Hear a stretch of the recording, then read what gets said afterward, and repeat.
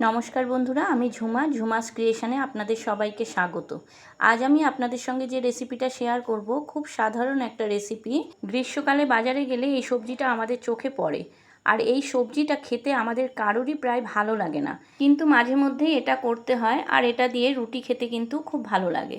তবে আমি আজকে যেভাবে করেছি এইভাবে যদি একবার করেন, তাহলে গরম ভাতের সঙ্গেও যেমন খেতে ভালো লাগে, গরম রুটির সঙ্গেও খেতে কিন্তু খুব ভালো লাগে। ভাবছেন তো সবজিটা কি আর রেসিপিটা কি? সবজিটা হলো কুঁদরি, আর এই কুঁদরিটাই আমি আজকে এমনভাবে ভেজেছি যেটা দিয়ে আপনারা গরম ভাতও খেতে পারবেন, আর গরম রুটি খেতেও কিন্তু খুব ভালো লাগবে। তাহলে চলুন আমি কিভাবে করেছি এই কুঁদরি ভাজা আপনাদেরকে দেখিয়ে দিই। প্রথমে 200 গ্রাম কুঁদরি নিয়েছি। কুঁদরিটাকে ভালো করে ধুয়ে নিয়েছি। ধুয়ে এবার কুঁদরির দুদিকটা কেটে বাদ দিয়ে ছোট ছোট করে গোল গোল করে কেটে নিয়েছি। একদম সরু সরু করে কিন্তু কাটতে হবে, খুব বেশি মোটা করে কাটলে ভালো লাগবে না। এইভাবে সব কুঁদরিগুলো আমি গোল গোল করে কেটে নেব। দেখুন কুঁদরিগুলো সব কাটা হয়ে গেছে। একদম পাতলা পাতলা গোল গোল করে কেটে নিয়েছি একটা মিডিয়াম সাইজের পেঁয়াজ কুচি আর 7-8টা রসুন থেতো করে নিয়েছি। এইবার কড়াইতে 4-5 চামচ মতো সর্ষের তেল দিলাম। তেলটা গরম হলে সামান্য একটু কালো জিরে দিলাম। কালো জিরেটা একটু ভাজা হলে আমি এতে পেঁয়াজটা দিয়ে দেব। পেঁয়াজটা দিয়ে 2-3 মিনিট মতো নাড়াচাড়া করব। পেঁয়াজে একটু লালচে রং ধরলে তবে আমি এতে রসুনটা দেব। রসুনটা কিন্তু আমি আগেও দিয়ে দিতে পারতাম। রসুনটা আগে দিলে পুড়ে যেতে পারে, আর তাতে খেতে কিন্তু ভালো লাগে না। তাই যে কোনো রান্নায় আমি কিন্তু রসুনটা পরেই দিই, তাতে রসুনের স্মেলটাও থাকে, খেতেও ভালো লাগে। পেঁয়াজ আর রসুনটা একটু ভাজা হয়ে গেছে। এইবারে আমি এতে দিয়ে দিলাম কুঁদরিগুলো দিয়ে দিলাম 1 চামচ নুন, 1/2 চামচ হলুদ গুঁড়ো আর 1/2 চামচ লঙ্কার গুঁড়ো।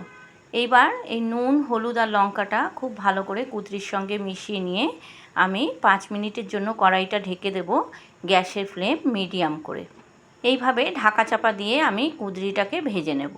আমার এই রেসিপিটা যদি আপনাদের ভালো লাগে বন্ধুরা, আমার চ্যানেলটাকে সাবস্ক্রাইব করে দেবেন, লাইক কমেন্ট শেয়ার করবেন, আর পাশে থাকা বেল আইকনটা প্রেস করে দেবেন, যাতে আমার ভিডিও আপলোড হওয়ার সাথে সাথে আপনাদের কাছে নোটিফিকেশান পৌঁছে যায়।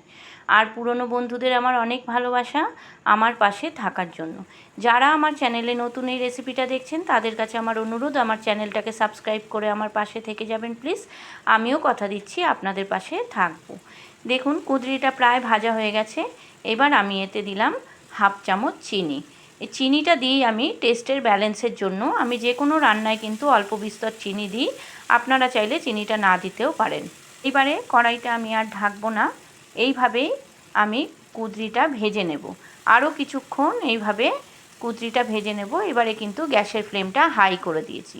আমার কুঁদরি ভাজা প্রায় রেডি। এবার আমি একটা প্লেটে তুলে নেব।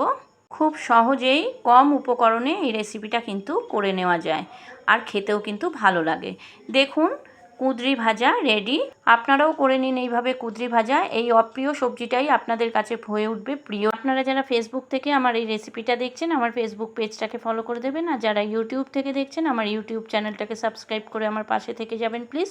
আপনারা ভালো থাকুন, সুস্থ থাকুন। আবার আসবো আমি অন্য দিন অন্য কোনো রেসিপি নিয়ে। আজকের মতো চলি। ধন্যবাদ বন্ধুরা।